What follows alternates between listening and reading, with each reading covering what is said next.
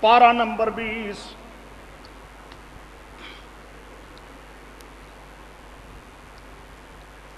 آسمان و زمین میں عالم الغیب اللہ کے علاوہ اور کوئی نہیں۔ پیغمبر کہتے ہیں عالم الغیب صرف ایک اللہ ہے، اللہ کے علاوہ اور عالم الغیب کوئی نہیں ہے۔ اچھا جی آگے آئیے، 3 انعام ہو چکے ہیں، چوتھا انعام۔ مشرکین کہتے تھے کہ یہ جو ہمارے معبود ہیں نا، اب جس خطے میں ان کو تصرف کرنے کا اختیار اللہ نے عطا کیا ہے، جس خطے میں تصرف کرنے کا اختیار دیا ہے، اب اس خطے کی تعظیموں کے بھی وہ مستحق ہیں، عبادت کے بھی مستحق ہیں۔ اس خطے والے، اب اس خطے والے چاہتے ہیں کہ ان سے کام کرائیں، تو ان کو چاہیے کہ ان کی کیا کریں؟ عبادت کریں۔ بات سمجھے؟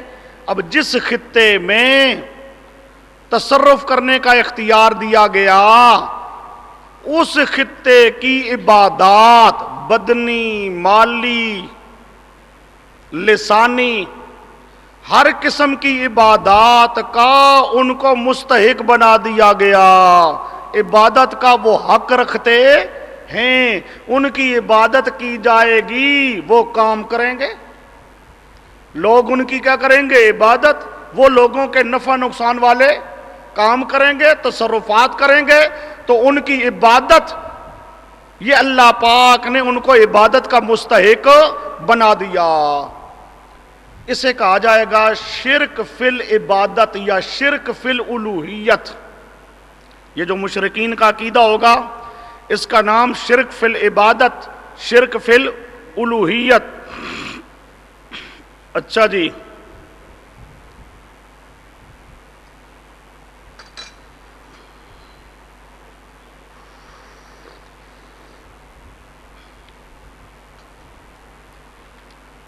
سمجھو ذرا بات کو۔ اب عبادت کے وہ مستحق ہیں،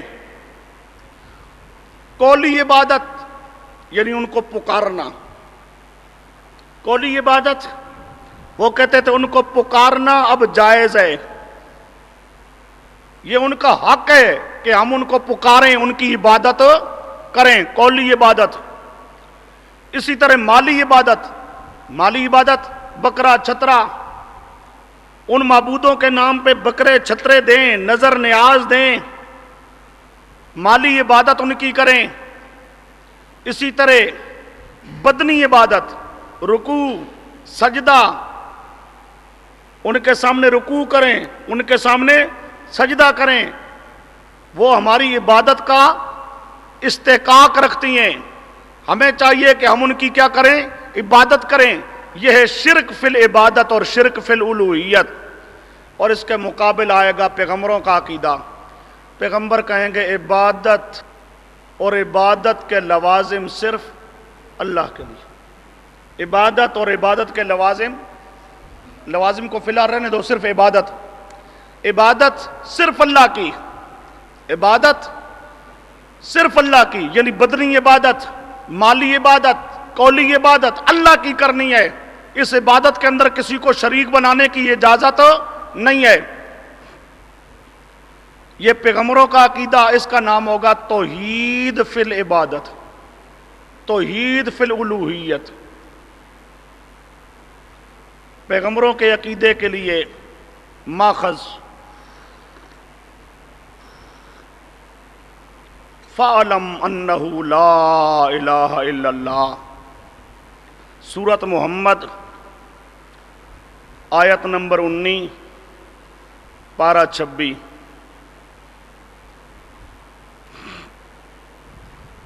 آئیے جی، اب یہ 4 مسئلے ہیں اختلافی، چوتھا مسئلہ ہے عبادت کا، اور پہلے تین مسئلے وہ گویا کہ لوازم عبادت کے ہیں۔ وہ کیا ہیں؟ اب آئیے ذرا، یہ عبادت اور عبادت کے لوازمات، مشرکوں کے عقیدے الگ ہو گئے، پیغمبروں کے عقیدے الگ ہو گئے، کل 4 مسئلے بنے اختلافی۔ کتنے بنے؟ 4۔ ایک شرک فی التصرف، دوسرا عقیدہ شفاعت کا، تیسرا عقیدہ علم غیب کا، چوتھا عقیدہ عبادت کا۔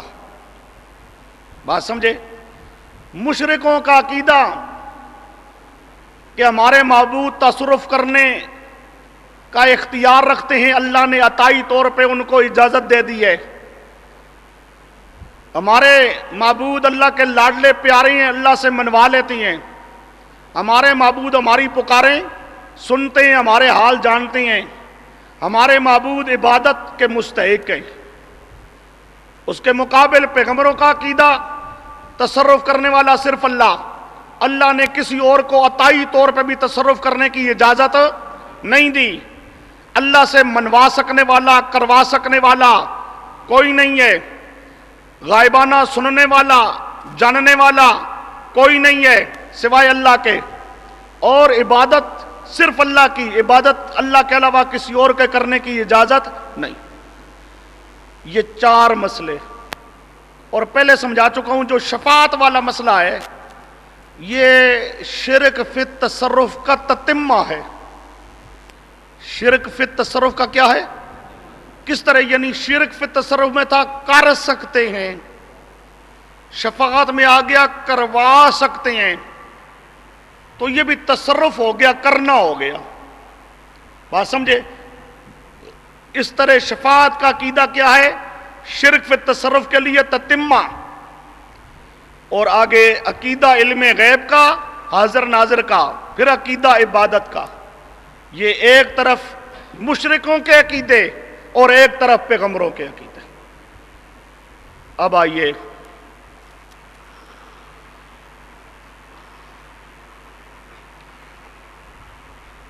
جو شروع میں سمجھا رہا ہوں کہ پیغمبر کہتے ہیں عبادت اور عبادت کے لوازم صرف اللہ کے لیے، مشرک کہیں گے عبادت بھی غیر اللہ کی، لوازم عبادت بھی غیر اللہ کے۔ لیکن مشرکوں کا عقیدہ کیسا تھا وہ آپ کے سامنے آیا کہ وہ جو تصرف کا عقیدہ رکھتے تھے کس طرح رکھتے تھے۔ اب آئیے، اتنا کچھ طے ہو جانے کے بعد اب یہ سارا چونکہ مسئلہ کیا رہا ہے خلافیات کا، ہم متعین کر رہی ہیں کہ پیغمبروں کے ساتھ مشرکوں کا اختلاف کس کس مسئلے میں تھا، تو کتنے مسئلے نکل آئے؟ 4۔ اور سمجھے؟ اور 4 کا خلاصہ کیا ہے؟ عبادت اور لوازم عبادت۔ 4 کا خلاصہ کیا ہے؟ عبادت اور لوازم عبادت۔ پیغمبر کہتے ہیں عبادت اور لوازم عبادت صرف اللہ کے لیے، مشرک کہتی ہیں عبادت اور لوازم عبادت اللہ کے لیے بھی، اللہ کے پیاروں کے لیے بھی۔ اب ایک طرف عقیدہ پیغمبروں کا، دوسری طرف عقیدہ مشرکوں کا۔ اب آئیے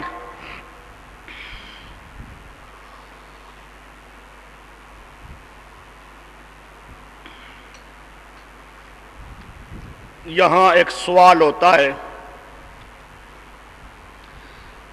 سوال ہوتا ہے کہ یہ مشرکوں نے جو شرک والا عقیدہ اختیار کیا، یہ شرک تو بڑا گندا عقیدہ ہے، مشرک ہمیشہ جہنم میں جلتا رہے گا، مشرک کی کوئی بخشش نہیں ہے، مشرک مر جائے تو اس کا جنازہ پڑھنے کی اجازت بھی نہیں ہے۔ یہ اتنا گندا عقیدہ شرکیہ۔ سوال یہ ہے اس گندے عقیدے میں مبتلا ہونے کا سبب کیا تھا؟ یہ جو مشرک بنے ہیں انہوں نے شرک والا عقیدہ اختیار کیا ہے. اس شرک والے عقیدہ کے اختیار کرنے کا سبب کیا ہے؟ شرک کا سبب کیا ہے؟ مشرک اس شرک کے اندر جو مبتلا ہوئے تو کیوں ہوئی ہے؟ اب بات کو سمجھو. جواب یہ ہے کہ مشرکوں نے اللہ کو دنیا کے بادشاہوں پر قیاس کیا. دنیا کے بادشاہوں پر قیاس کیا کہ اللہ بھی ایک بادشاہ ہے. جس طرح دنیا میں بادشاہ ہوتے ہیں. اب دنیا میں بادشاہوں کا قانون کیا ہے؟ بادشاہ بڑے بڑے کام خود کرتا ہے، چھوٹے چھوٹے کام خود نہیں کرتا، اپنے نائب بناتا ہے. اس علاقے کا یہ نائب، اس علاقے کا وہ نائب، اس علاقے کا وہ نائب، اس علاقے کا وہ نائب. بڑے بڑے کام بادشاہ خود کرتی ہیں، چھوٹے کام ان کو کہتی ہیں تم کرو. دنیا میں بادشاہوں کا طریقہ کیا ہوتا ہے کہ بادشاہ ہر چھوٹا بڑا کام خود نہیں کرتا. بادشاہ صرف بڑے بڑے کام کرتا ہے. چھوٹے چھوٹے کام کرنے کے لیے اس نے اپنے نائب، اپنے خلیفے، اپنے خلیفے بنائے ہوتے ہیں. اور اپنے نائب کو مثلا ایک خطہ اس کو دے دیا، ایک خطہ اس کو دے دیا، ایک صوبہ اس کو دے دیا، ایک صوبہ اس کو دے دیا. اب اس کو اختیار دے دیا کہ اس صوبے کے اختیارات تیرے پاس، اس صوبے کے اختیارات اس کے پاس، اس صوبے کے اختیارات اس کے پاس. دنیا میں قانون ہے کہ بڑا بادشاہ سارے کام خود نہیں کرتا، بلکہ بڑے بڑے کام خود کرتا ہے.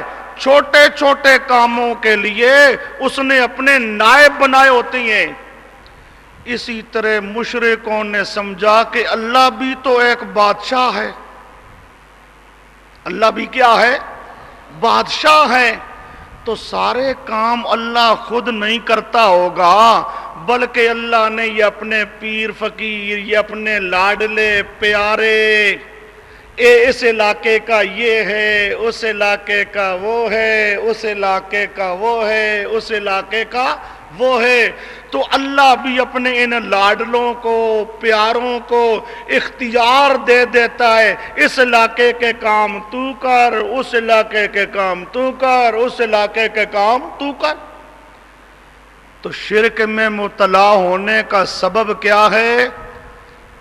مشرکین نے اللہ کی بادشاہی کو دنیا کی بادشاہی پر قیاس کیا کہ دنیا والے بادشاہ سارے کام خود نہیں کرتے، بلکہ بڑے بڑے کام خود کرتی ہیں. چھوٹے چھوٹے کام اپنے نائب بناتی ہیں، نائبوں کو اختیار دے دیتی ہیں. اسی طرح اللہ تعالیٰ نے یہ اپنے اللہ کے جو پیارے ہیں نا نبی ولی، اللہ نے ان کو اختیار دے دیا ہے کہ مختلف حصے تقسیم کر دیے، علاقے تقسیم کر دیے، خطے تقسیم کر دیے. بس سمجھے؟ اب ہماری آج کل حکومتوں میں آسان ہے سمجھنا. جو صدر اور وزیر اعظم ہوتا ہے وہ سارے کام نہیں کرتا. اب پہلے نیچے سے چلتے ہیں، تھانے میں تھانے دار کا حکم چلتا ہے، تھانے دار سے پھر آگے تحصیلدار ہوتا ہے، اے سی ہوتا ہے، پھر ڈی سی ہوتا ہے، پھر ڈی آئی جی ہوتا ہے. یہ اپنے اپنے اختیارات ہوتے ہیں، اپنے اپنے اختیارات ہوتے ہیں. تو یہ نائب ہوتے ہیں، ان کو اختیار دیا جاتا ہے. جب اختیار دیا جاتا ہے پھر وہ اپنے علاقے میں جو چاہیں کرتے ہیں. تو اسی طرح اللہ تعالیٰ نے اپنے پیاروں کو اختیارات عطا کر دیے ہیں، عطائی طور پہ وہ مختار ہیں. اب دوسرا سوال سمجھو. پہلے سوال کا جواب ہو گیا کہ یہ شرک والا گندا عقیدہ اس کے اندر مبتلا ہونے کا سبب کیا تھا. تو آپ کے سامنے سبب آیا کہ انہوں نے دنیا کے بادشاہوں پر اللہ کی بادشاہی کو قیاس کیا.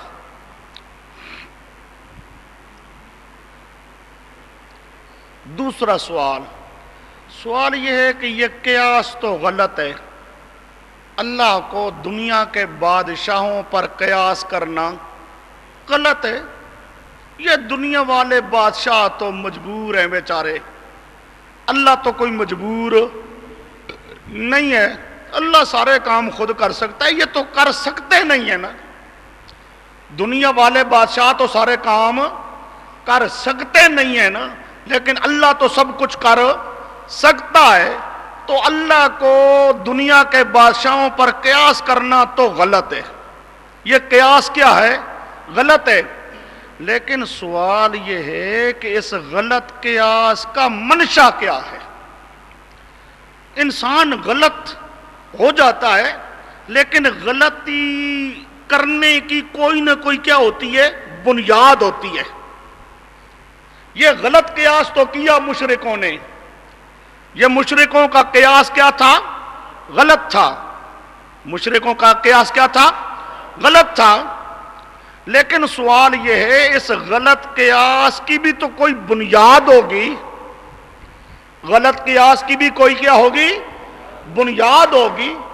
غلطی انسان سے ہو جاتی ہے، لیکن غلطی کی کوئی نہ کوئی بنیاد تو ہوتی ہے نا. اس غلط قیاس کی بنیاد، اس غلط قیاس کا منشا کیا ہے؟ اب جواب سمجھو. جواب یہ ہے، مشرکین اتنی بات جانتے تھے کہ اللہ پاک نے مختلف فرشتوں کو مختلف کام سپرد کیے ہیں. مثلا ایک بہت بڑا محکمہ ہے فرشتوں کا روح قبض کرنے والا. عزرائیل علیہ السلام ان تمام کا سردار ہے. روح قبض کرنے والا ایک بہت بڑا محکمہ ہے. اب روح قبض کرنے کے لیے اللہ نے فرشتوں کی ڈپٹی لگائی ہے. بارش برسانے کے لیے اللہ نے فرشتوں کی ڈپٹی لگائی ہے. وہی بھیجنے کے لیے اللہ نے فرشتے کی ڈپٹی لگائی ہے. اتنی بات مشرکین کو معلوم تھی کہ اللہ پاک نے مختلف کاموں پر مختلف فرشتوں کو مقرر کیا ہے. اس سے انہوں نے سمجھا کہ معلوم ہوتا ہے اللہ سارے کام خود نہیں کرتا، اپنے نائب بناتا ہے. سمجھو یہ غلطی کا منشا آ رہا ہے. پہلی آسمانی کتابوں کے ذریعے سے مشرکین کے معلومات میں یہ چیز تھی کہ اللہ پاک نے فرشتوں کی مختلف ڈپٹیاں لگائی ہیں. سارے کام اللہ پاک خود نہیں کرتا بلکہ اپنے فرشتوں کے ذریعے سے کام کرواتا ہے. تو انہوں نے سمجھا واقعتاً اللہ کے ہاں بھی قانون اسی طرح ہے جس طرح دنیا میں بادشاہ ہوتے ہیں. دنیا والے بادشاہ جس طرح اپنے نائب بناتے ہیں، اللہ نے بھی گویا کہ ان فرشتوں کو کیا بنایا ہے؟ نائب بنایا ہے. ایک منشا غلطی کا، ایک منشا یہ کہ ان کے معلومات میں کیا تھا کہ اللہ مختلف کاموں پر ڈپٹیاں لگاتا ہے فرشتوں کی، اور فرشتوں کے ذریعے سے وہ کام کرواتا ہے، خود آ کر نہیں کرتا. خود آ کر. ایک بات. دوسرا،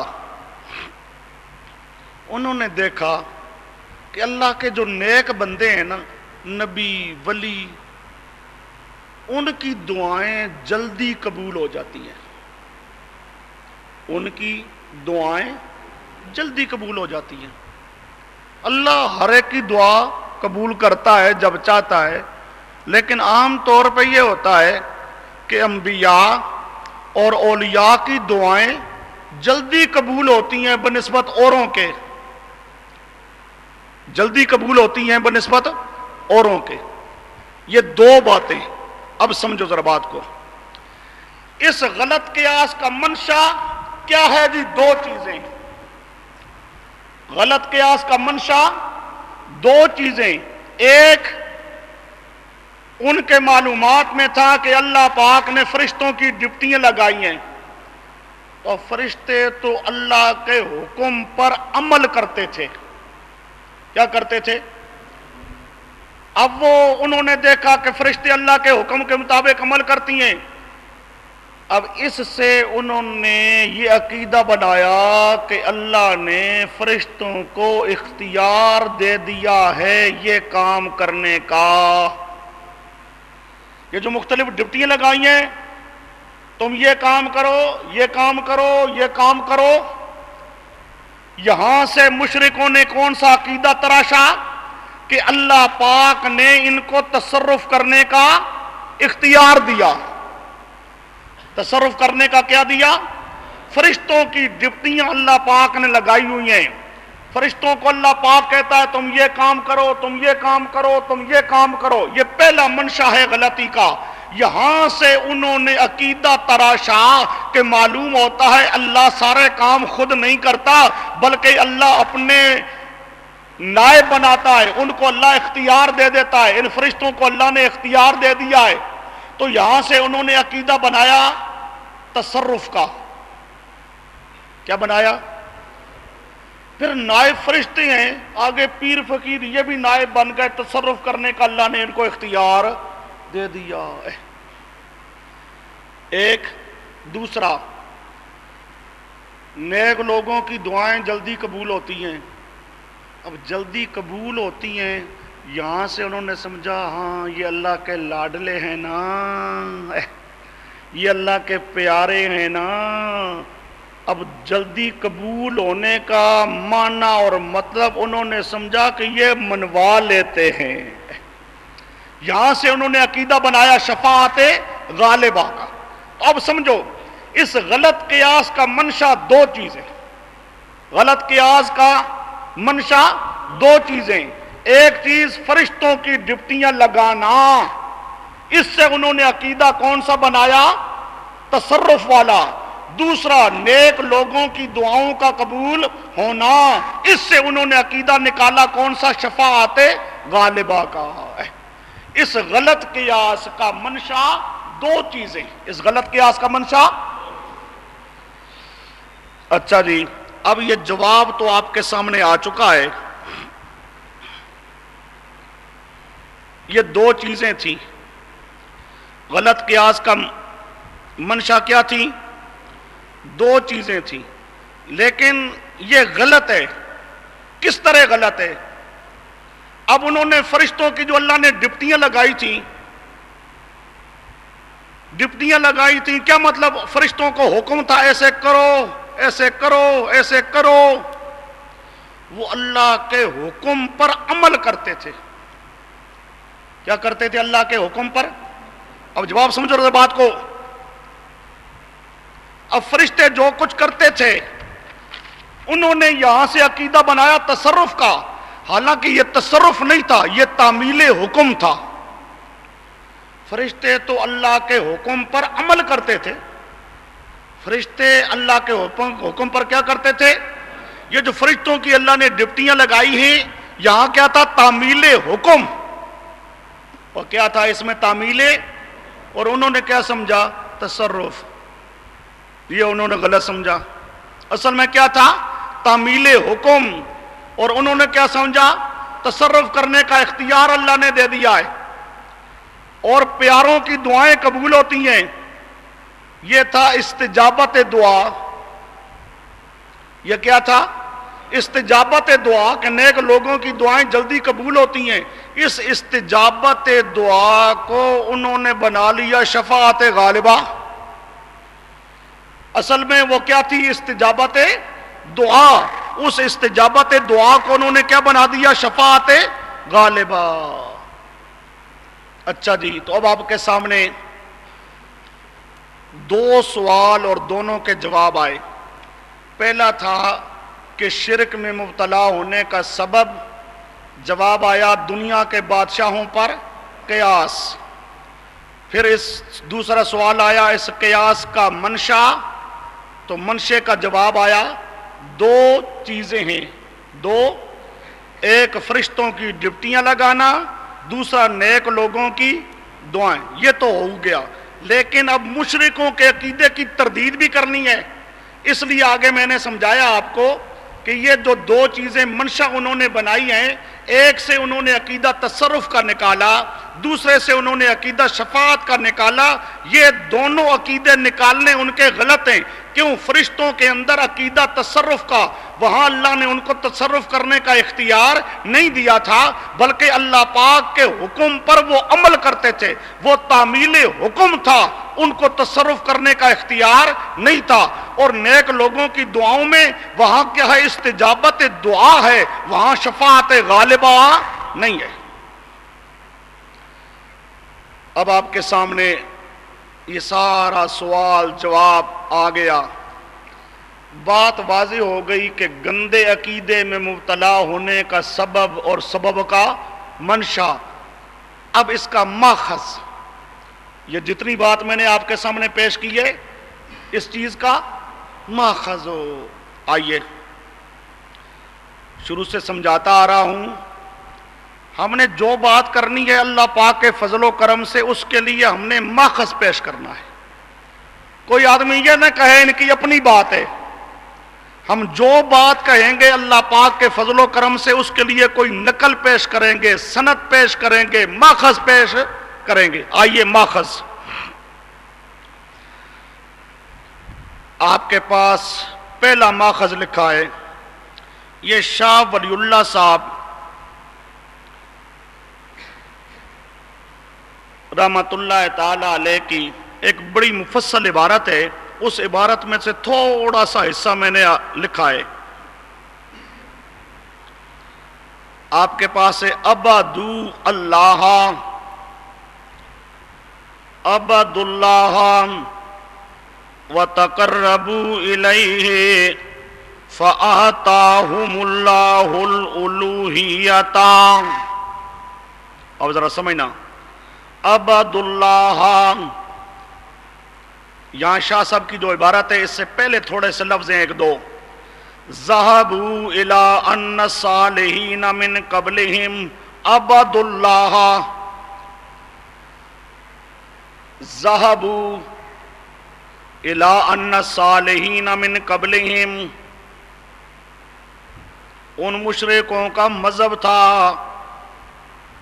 کہ پہلے جو صالحین گزر چکی ہیں، صالحین من قبلہم، پہلے صالحین پیر فقیر نبی ولی، وہ سمجھے، ذہبوا الی ان الصالحین من قبلہم، عباد اللہ، جو پہلے پیر فقیر گزر چکی ہیں، عباد اللہ، انہوں نے اللہ کی عبادت کی، اللہ کے نیک بندے تھے، نبی ولی پیر فقیر، انہوں نے اللہ کی عبادت کی، وَتَقَرَّبُوا إِلَيْهِ، اور اللہ کا قرب پا لیا، انہوں نے مقرب بن گئے اللہ کے، عبادت کرتے رہے کرتے رہے کرتے رہے، اللہ پاک نے ان کو اپنا مقرب بنا لیا، اللہ کے پیارے، اللہ کے لاڈلے بن گئے۔ یہ مشرکوں کا عقیدہ سنا رہے ہیں شاہ صاحب کہ اللہ کے نیک بندے جو پہلے گزر چکی ہیں، عبادت کرنے کی وجہ سے انہوں نے اللہ کا قرب حاصل کیا، جب اللہ کا قرب حاصل کیا تو اللہ نے انعام دیا، اللہ نے فآتاہم اللہ، اللہ نے عطا کر دیا ان کو الالوہیت، اللہ نے ان کو الوہیت کا مستحق بنا دیا، الوہیت کا مستحق بنا دیا، فاستحقوا العبادت، فاستحقوا العبادت، پس عبادت کے وہ مستحق بن گئے۔ یہ اللہ کے نیک بندے، پیر فقیر نبی ولی، انہوں نے اللہ کی عبادت کی، اللہ پاک نے ان کو اپنا قریبی بنا لیا، پھر اللہ پاک ان پہ راضی ہو گیا، راضی ہو کر اللہ پاک نے ان پر انعامات کیے، انعام کر کے اللہ پاک نے ان کو الوہیت کا اختیار دے دیا، پس وہ عبادت کے مستحق بن گئے۔ عبادت کے آگے یہ لمبی عبارت آ رہی ہے،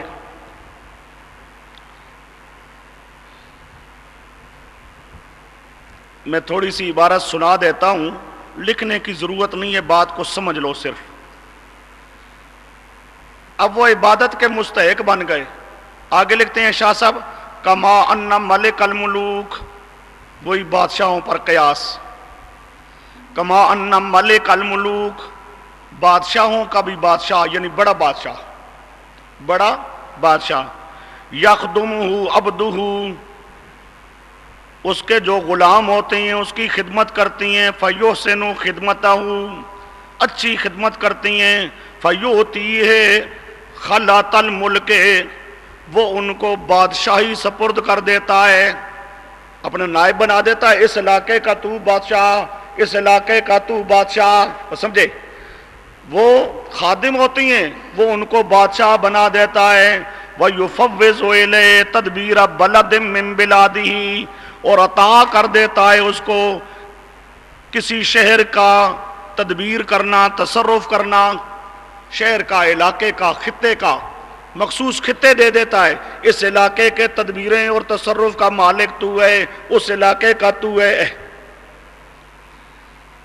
اب اس علاقے کا وہ بن گیا نائب بادشاہ کا۔ پھر آگے عبارت آ رہی ہے یہ آپ کے پاس جو لکھی ہے، قالوا ہؤلاء یسمعون، اب اس علاقے کا جو نائب ہوتا ہے تو اس علاقے کی پکاریں سنتا ہے، ہؤلاء وہ کہتے ہیں یعنی اپنے علاقے والوں کی پکاریں سنتے ہیں، وَيُبْصِرُونَ دیکھتے ہیں، وَيَشْفَعُونَ لِعُبَّادِهِمْ اور عبادت کرنے والے پکارنے والوں کے لیے سفارش کرتی ہیں۔ یہ حجت اللہ البالغہ صفحہ 120 جلد نمبر 1۔ جو میرے پاس حجت اللہ البالغہ کا نسخہ ہے اس کا صفحہ 59 ہے۔ اچھا جی، اب یہاں پر بڑے بادشاہ پر قیاس کرنا، دنیا کے بادشاہ پر قیاس کرنا وہ بھی آ گیا، پھر اللہ کا انعام ان کو عطا کرنا یہ بھی آ گیا۔ عطا ہم، مشرک کہتے تھے عطائی ہے یہ ساری چیزیں، ہمارے معبودوں کے پاس کیا ہیں؟ عطائی ہیں۔ یہ اس قسم کی عبارتوں کو آپ نے یاد رکھنا ہے، آگے مسئلہ مستقل ذاتی عطائی کا آئے گا۔ مشرک کیا کہتے تھے؟ آتاہم، اللہ نے یہ چیز ہمارے معبودوں کو عطا کی ہے، ذاتی طور پہ ان کے پاس کچھ نہیں، یہ اللہ کی کیا ہے؟ دین ہے، بخشش ہے، فضل ہے، انعام ہے، عطا ہے۔ آگے آئیے دوسرا ماخذ، پہلا ماخذ اس کے اندر آپ کے پاس عبارت گویا کہ آ گئی، اس غلط قیاس کا نہ اس شرک میں مبتلا ہونے کا سبب کیا آ گیا؟ سبب کہ دنیا کے بادشاہوں پر کیا کیا؟ قیاس کیا۔ اب دوسرا ماخذ ہے آپ کے پاس، اس سبب کا منشا، اس سبب کا عبارت ہے آپ کے پاس، منشأ ذالک ما نطقت به الشرائع من تفویض الامور الی الملائکہ، یہ پہلا منشا۔ اس غلط قیاس کا منشا وہ ہے جو نطقت به الشرائع، پہلی شریعتوں نے جو بات بتائی ہے، نطقت بیان کیا ہے، نطق کیا یعنی بتایا ہے، پہلی شریعتوں نے یہ بات بتائی ہے، کیا بتائی ہے؟ من تفویض الامور الی الملائکہ، کہ اللہ پاک نے کام سپرد کیے ہیں فرشتوں کے، فرشتوں کی ڈیوٹیاں لگائی ہیں، تم یہ کام کرو، تم یہ کام کرو، یہ پہلا منشا۔ وَإِسْتِجَابَةِ دُعَاءِ الْمُقَرَّبِينَ مِنَ النَّاسِ، یہ دوسرا منشا، مقربین لوگوں کی دعاؤں کو قبول کرنا، مقربین کی دعاؤں کو قبول کرنا. آگے فَظَنُّوا ذَلِكَ تَصَرُّفًا، انہوں نے گمان کر لیا یہ جو ملائکہ کو تفویض تھا اس کو انہوں نے بنا لیا تصرف. کیا بنا لیا انہوں نے؟ تصرف. یہ حجت اللہ البالغہ صفحہ 274 جلد نمبر 1. استجابت دعا کو بنا لیا شفاعت غالبہ، اور تفویض امور کو اور امور کے مطابق ان کا تعمیل حکم، اس تعمیل حکم کو بنا لیا انہوں نے عقیدہ تصرف والا. یہ شاہ صاحب نے حجت اللہ میں بڑی تفصیل سے لکھا ہے.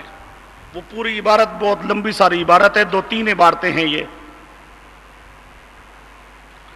شاہ صاحب کی. اسی طرح شاہ عبدالعزیز صاحب کی کافی ساری عبارات ہیں، انہوں نے اس مسئلے کو خوب واضح کیا ہے.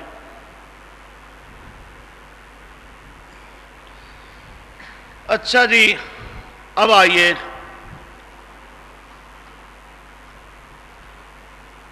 عقیدہ بریلویہ دربارہ تصرف. تصرف کے بارے میں بریلویوں کی عبارتیں گزر چکی ہیں. یہاں صرف ایک عبارت لکھی گئی ہے، باقی کل کے سبق میں گزر چکا ہے. احد سے احمد، احمد سے تجھ کو، اولیاء کرام وفات کے بعد، انتقال کے بعد لوگوں کے تصرفات کرتے ہیں. یہ ساری عبارتیں گزر چکی ہیں کل کے سبق میں. تصرف کے بارے میں یہاں ایک عبارت آ رہی ہے ان کی. اب چونکہ 4 مسئلے بن چکے ہیں نا اختلافی، اب ہم نے چاروں مسئلوں کو تھوڑا تھوڑا لینا ہے. ان میں پہلا مسئلہ کیا ہے؟ تصرف والا. پہلا مسئلہ کون سا ہے؟ تصرف والا. تصرف کے بارے میں عقیدہ مشرکین کا آپ کے سامنے آ چکا ہے کہ وہ کیسے تصرف کے قائل تھے. وہ کیسے تصرف کے قائل تھے، وہ آپ کے سامنے عقیدہ آ چکا ہے. اب آئیے عقیدہ بریلویوں کا. یہاں آپ کے پاس لکھا ہے حضور علیہ السلام ہر قسم کی حاجت روا فرما سکتی ہیں. دنیا و آخرت کی سب مرادیں حضور علیہ السلام کے اختیار میں ہیں. برکات الامداد صفحہ 8.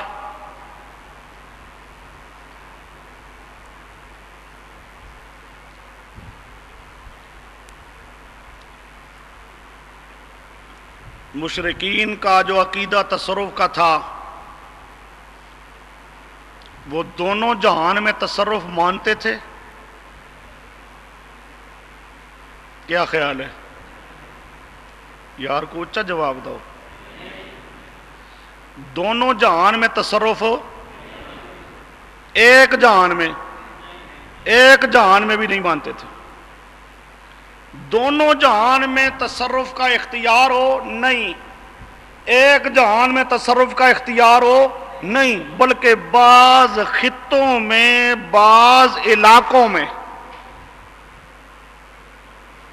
جو مشرکین کا عقیدہ، صرف مشرکین مکہ نہیں، جب سے شرک شروع ہوا ہے نوح علیہ السلام کے زمانے سے، اس وقت سے لے کر پیارے پیغمبر کے زمانے تک جتنے مشرک آئے، مشرکوں کا عقیدہ کیا تھا؟ وہ بعض خطوں میں کہتے تھے ہمارے معبودوں کو تصرف کرنے کا اختیار ہے.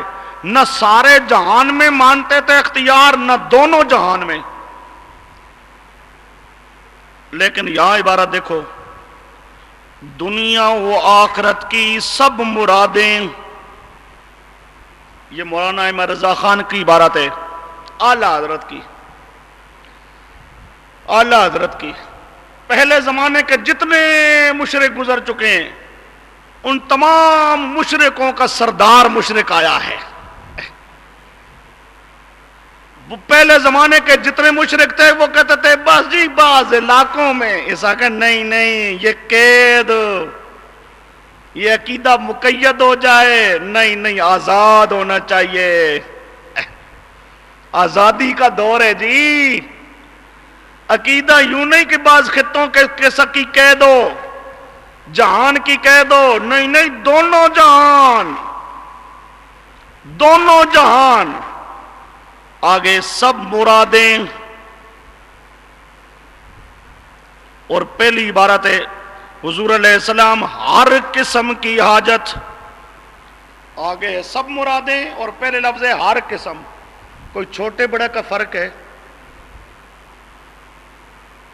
پہلے زمانے کے مشرکوں کے ہاں چھوٹے بڑے کا فرق تھا، وہ کہتے تھے بڑے کاموں میں اختیار نہیں ہے، صرف چھوٹے کاموں میں اختیار ہے، انہوں نے کہا نہیں جی نہیں، سب، چھوٹا ہو تے خواہ بڑا ہو، چھوٹا ہو خواہ بڑا ہو، سب مرادیں۔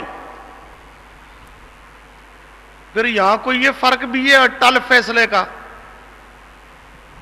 ان کا عقیدہ تھا اللہ نے اٹل فیصلہ خود کیا ہو تو معبودوں کو اختیار نہیں، یہ کوئی فرق نہیں، کہتے سب مرادیں، ہر قسم کی حاجت، ہر قسم کی حاجت، سب مرادیں۔ اب ان کا شرک پہلے تمام زمانوں کے مشرکوں کے شرک سے بڑھ کر، پہلے زمانوں کا مشرک بے شک مشرک تھا، پر اتنا بڑا مشرک نہیں تھا جتنا بڑا مشرک اس زمانے کا مشرک ہے۔ اب یہ عقیدہ ہے دربارہ تصرف، آگے عقیدہ دربارہ معبودیت، عقیدہ بریلویہ دربارہ معبودیت۔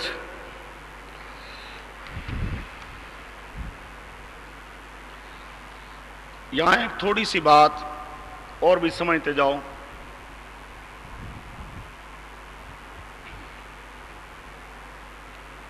پہلے زمانے کے جتنے مشرک گزرے ہیں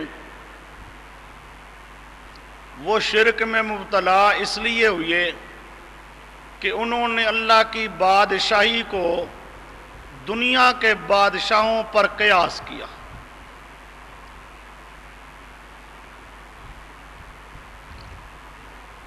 جو ان کا شرک میں مبتلا ہونے کا سبب تھا، اسی سبب کا اقرار بریلوی خود کرتے ہیں۔ اب عبارت میں آپ کے سامنے پڑھ دیتا ہوں، صرف مفتی احمد یار گجراتی کی عبارت ہے سلطنت مصطفیٰ سے، لمبی ساری عبارت ہے، خلاصہ وہی ہے کہ دنیا کے بادشاہوں پر قیاس کرتا ہے۔ لکھتی ہیں دنیاوی کاروبار آخرت کا نمونہ ہے، اس کی تحقیق جال حق میں دیکھو، اور دنیاوی بادشاہ تو اپنے مقرر کیے ہوئے حکام کو اپنی بادشاہت کا مختار کر دیتے ہیں اور ان کو عام اختیار دیا کرتے ہیں، جس کی وجہ سے وہ حکام کہا کرتے ہیں کہ ہم یہ کر سکتی ہیں۔ پھر جس درجہ کا حاکم اسی درجہ کے اس کے اختیارات، تھانے دار کو معمولی اختیارات، کپتان پولیس کو اس سے زیادہ، ڈپٹی کمشنر کو اس سے زیادہ، کمشنر کو اس سے زیادہ، پھر گورنر کو اس سے زیادہ، پھر وائسرائے کو سارے ملک کے اختیارات، پھر وزیر اعظم کو ساری سلطنت کے تمام سیاہ و سفید کے اختیارات۔ مگر ان اختیارات سے نہ تو بادشاہ کی سلطنت میں کمی آئی اور نہ کوئی چیز اس کی سلطنت سے نکل گئی، بلکہ بادشاہ ان تمام چیزوں کا اصلی مالک رہے گا اور دیگر لوگ اس کی طرف سے عارضی مالک۔ اسی طرح حق تعالی نے اپنی بادشاہت میں ملائکہ اور خاص انسانوں کو وہ منشا، وہی منشا بھی لے رہا ہے، اسی طرح حق تعالیٰ نے اپنی بادشاہت میں ملائکہ اور خاص انسانوں کو دنیا کے انتظام کے لیے مقرر فرمایا اور ان کے درجوں کے لحاظ سے ان کو خاص اختیارات دیے اور ان کے لیے لوح محفوظ قائم کی، جس میں عالم کے سارے واقعات لکھ دیے کہ وہ حضرات اس کو دیکھیں۔ یہ پیارے لوح محفوظ کو دیکھیں وہاں سے پڑھیں اور اس کے مطابق عمل کریں. انہی اختیارات کی وجہ سے وہ حضرات کہہ دیا کرتے ہیں کہ میں یہ کر سکتا ہوں. سلطنت مصطفیٰ صفحہ 44. جو پہلے زمانے کے مشرکوں کا شرک میں مبتلا ہونے کا سبب تھا اور اس غلط قیاس کا جو منشا تھا وہی کچھ یہ مفتی احمد یار گجراتی نے لکھا ہے. بالکل پورا اسی طرح نمونہ پہلے زمانے کے مشرکوں کا. لیکن شرک کے عقیدے میں ان مشرکوں سے بڑھ کر، شرک کے عقیدے میں ان مشرکوں سے بڑھ کر. آگے آئیے. دربارہ مسجودیت نہ معبودیت.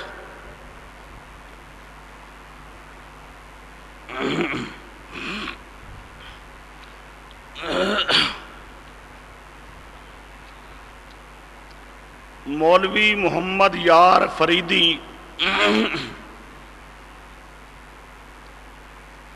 کل بھی اس کی عبارتیں گزر چکی ہیں. یہ دیوان محمدی یا انوار فریدی کتاب ہے. لکھتا ہے اس میں ہست مسجود ما محمد امام، ہست مسجود ما محمد امام، سجدہ درگاہش عبادت ما است. لو جی، ہست مسجود ما، ہمارا مسجود جس کو ہم نے سجدہ کرنا ہے کون ہے؟ محمد ما، رسول پاک صلی اللہ علیہ وسلم. ہم نے تو سجدہ کرنا ہے رسول پاک کو. یہ اللہ کے تو کچھ لگتے ہی نہیں ہے. ہست مسجود ما محمد ما، سجدہ درگاہش عبادت ماست. سجدہ درگاہش، رسول پاک کی درگاہ کا سجدہ. سجدہ درگاہش، رسول پاک کی درگاہ کا سجدہ عبادت ماست. ہماری عبادت یہ ہے، ہم نے تو رسول پاک کی درگاہ کو سجدہ کرنا ہے. بس رسول پاک کے دروازے کو، چوکھٹ کو، رسول پاک کی درگاہ کو ہم نے سجدہ کرنا ہے. یہ دیوان محمدی صفحہ 107. اگلی عبارت کہتا ہے جر در پنج وقت جانب کعبہ است سجدہ.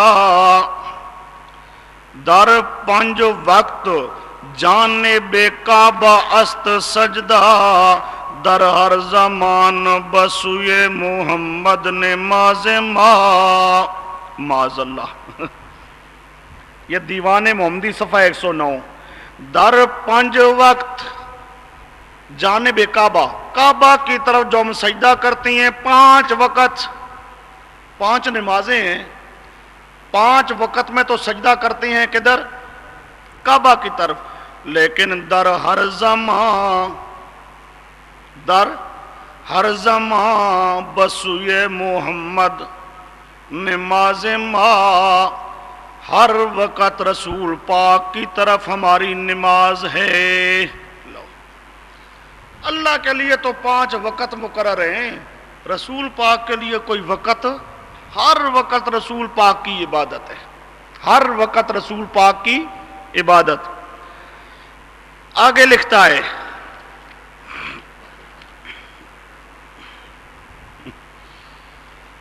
بلے بلے،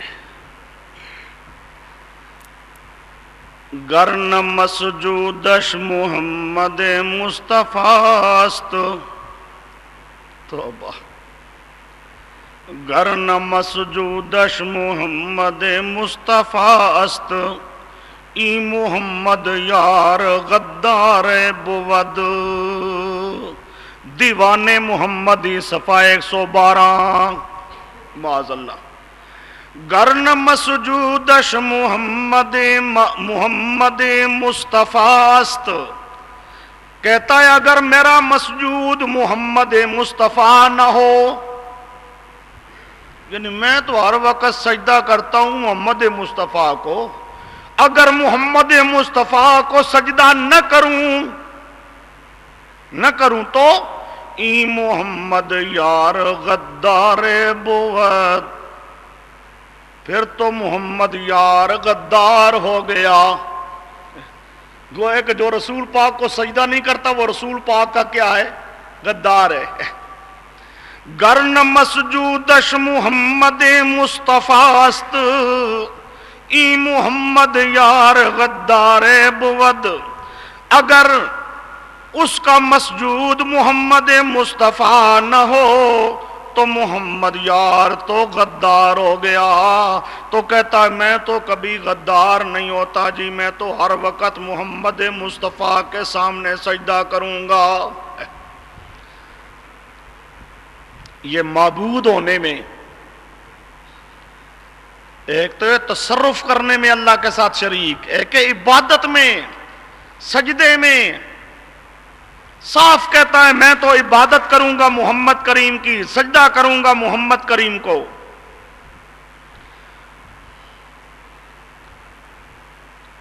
یہ اگلا ایک شعر ہے، صفحہ لکھا نہیں ہے اس کا، بہرحال چلو یہ بھی دیوان محمدی میں ہی ہے۔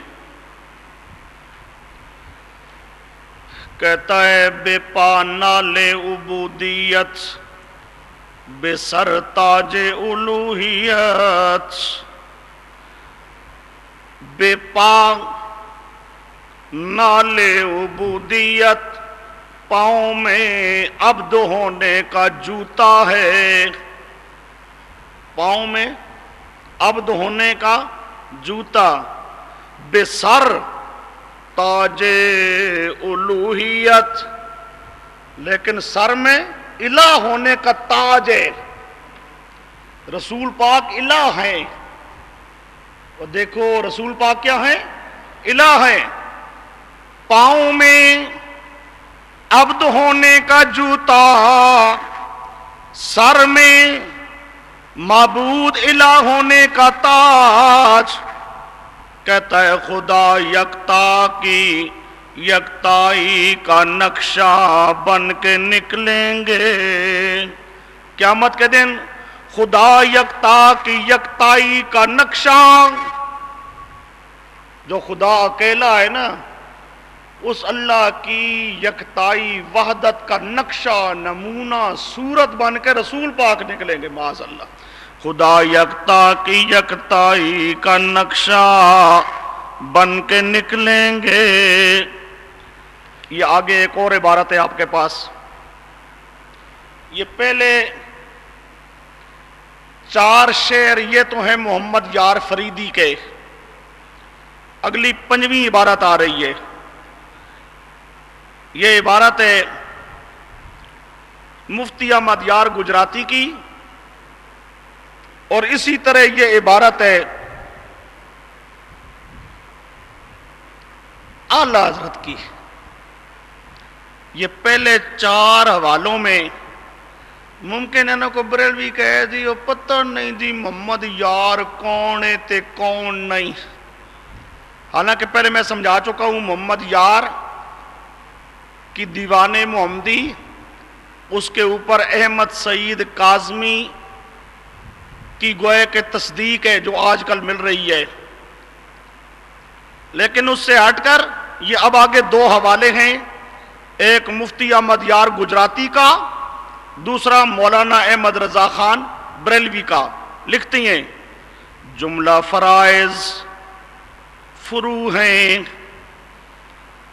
جتنے فرض ہیں سارے فرو، جملہ فرائض فرو ہیں، اصل الاصول بندگی اس تاجور کی ہے، اصل الاصول بندگی اس تاجور کی ہے، سلطنت مصطفیٰ صفحہ 7۔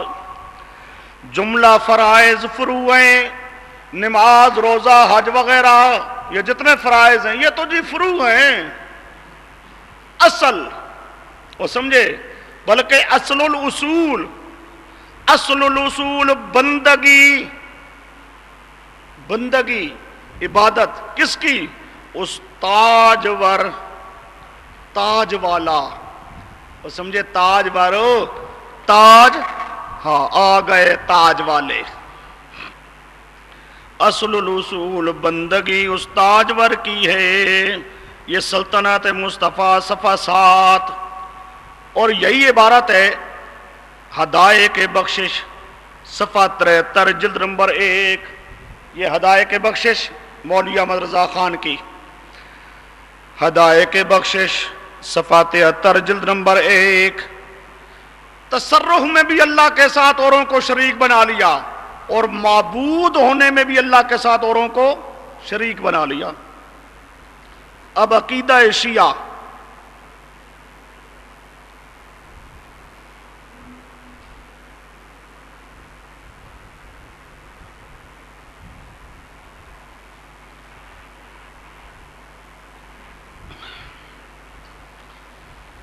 عقیدہ شیعہ، یہ آپ کے پاس پہلی عبارت ہے، یہ اصول کافی کتاب ہے شیعہ کی، جس طرح ہماری حدیث کی سب سے بڑی کتاب بخاری شریف ہے، حدیث کی سب سے بڑی کتاب اہل سنت کی کتابوں میں بخاری شریف ہے۔ شیعہ کی سب سے بڑی کتاب ہماری بخاری کے مقابل، بخاری شریف کے مقابل شیعہ کی سب سے بڑی کتاب اصول کافی ہے۔ شیعہ کی سب سے بڑی کتاب اس اصول کافی میں باب قائم کیا ہے، باب التفویض، یہ جو عبارت ہے اس عبارت کے اوپر باب ہے، باب التفویض الی رسول اللہ، باب التفویض الی رسول اللہ صلی اللہ علیہ وسلم و الی الائمہ علیہم السلام فی امر الدین۔ تفویض اللہ نے اختیار دے دیا رسول پاک کو اور اماموں کو، رسول پاک کو اور اماموں کو اختیار دے دیا، لیکن کہتا ہے فی امر الدین، صرف دین کے معاملے میں اختیار دیا۔ دیکھو قید لگاتا ہے، اختیار دے دیا، سپرد کر دیا، تفویض اللہ پاک نے اختیار دے دیا، رسول پاک کو دے دیا، ائمہ کو دے دیا، لیکن فی امر الدین، دین کے بارے میں۔ بات کو سمجھو، ایک ہوتے ہیں امور تشریعیہ، امور دینیہ، یہ فی امر الدین، امور دینیہ، امور تشریعیہ، کیا یہ چیز حلال، یہ چیز حرام۔ تشریعی امور کیا ہوتی ہیں؟ حلال و حرام۔ تشریعی امور کیا ہوتے ہیں؟ حلال و حرام۔ دوسرے ہیں امور تکوینیہ، امور تکوینیہ، تکوینیہ کائنات میں یہ جتنے کام ہو رہے ہیں، کوئی پیدا ہو رہا ہے، کوئی مر رہا ہے، کسی کو نفع ہو رہا ہے، کسی کو نقصان ہو رہا ہے، یہ امور کیا ہیں؟ تکوینی۔ یہ امور کیا ہیں؟ شیعہ کا عقیدہ کہ صرف حلال و حرام جو شریعت کے معاملات ہیں، شریعت کے جو احکام ہیں حلال و حرام، اللہ نے ان کا اختیار دیا ہے، باقی یہ نفع نقصان پہنچانے کا اختیار نہیں دیا۔